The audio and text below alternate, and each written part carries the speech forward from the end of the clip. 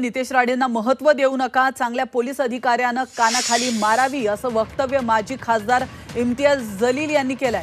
नितेश राणे यांनी मस्ती कराल तर अशा ठिकाणी बदली करू की बायकोला फोन लागणार नाही असं वक्तव्य करत पोलिसांना दम दिला होता आणि त्यांच्या या वक्तव्यानंतर राज्यभरात प्रतिक्रिया उमटतायत।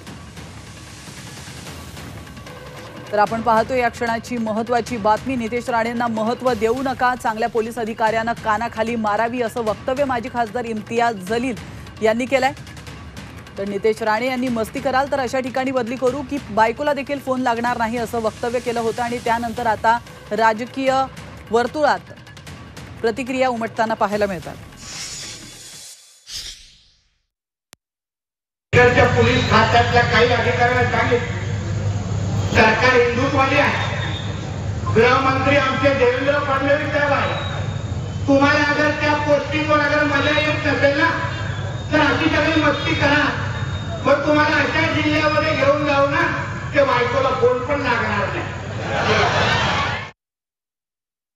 हे सेमड्या पोट्टाला आपण खूप जास्त महत्त्व देऊ लागले।